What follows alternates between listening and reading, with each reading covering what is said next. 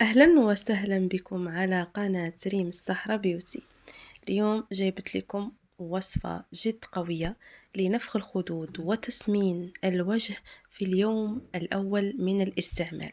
بزاف اللي البنات عندهم ضعف في الوجه، هذا الماسك جد رائع وجد ممتاز لنفخ الخدود وتسمين الوجه. ما تنسوش قبل ما ندخل الفيديو أنكم تشتركوا في القناة وتفعلوا الجرس باش هكا يوصلكم كل جديد.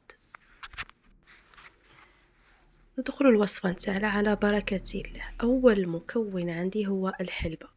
كما تعرفوا بنات، الحلبة هي من الدرجة الأولى في هذه الوصفات تكون موجودة، ما عندها ميزة تسمين، نفخ، زيادة، يعني جد جد ممتازة للمناطق الأنثوية. أنا الحلبة البنات كاع ما نستغناش عليها للدرجة الفعالة نتاعها. ثاني مكون عندي هو الخميرة. خميرة كما تعرفون تاع الخبز، خميرة تاع الخبز كذلك عندها فعالية. وثالث مكون هو مايزينا. ناخذ الحلبة ونقوم وضعها في كوب من الماء ونخليها تطبخ على النار حوالي 5 دقائق، ونقلعها من النار ونصفي الحلبة نتاعي ونديها ونخليها جاهزة باش هكا نستعملها تكون جاهزة باش نستعملها في الماسك. كما كنتوا تعودوا انا نصفي فيها ومن بعد نستعملها في الماسك.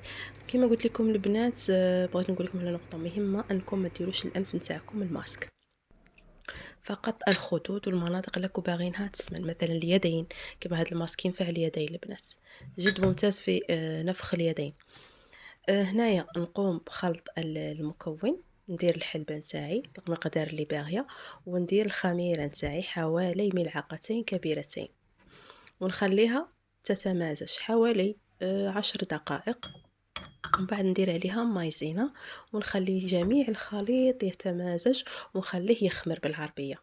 نخليه لأنه فيه الخمارة، نخليه يخمر باش هكا ديك الخميرة تتحلل في الحلبة وتحلل معهم المايزينا.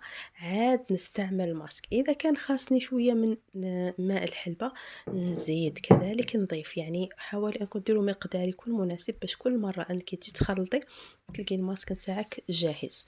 هذا الماسك البنات ينفع لمده 5 أيام، تخليه في الثلاجة وتقدري تستعمليه. كل ما نقص منه لقيتيه نشف زيديه ماء الحلبة اللي تكوني طيبتيه. اذا هذه بعد مرور 15 دقيقه شوفوا المزيج كي ولا، شفتوا ولا كريمي كريمي وجد رائع رائع رائع. تبييض، ازاله تجاعيد، يعني عنده بزاف بزاف بزاف من الايجابيات. ننصحكم انكم تستعملوا هذا الماسك، وما تنسونيش في اللايك والاشتراك وتشيروا هذا الفيديو مع صحاباتكم وحباباتكم. وش نقول لكم ثاني، كاش اسئله راني نجاوبها لكم في التعليقات. اي سؤال بغيتو تسقسوه مرحبا بكم حباباتي. ما تنساونيش ومع السلامه، وما تنساونيش من دعواتكم ومع السلامه.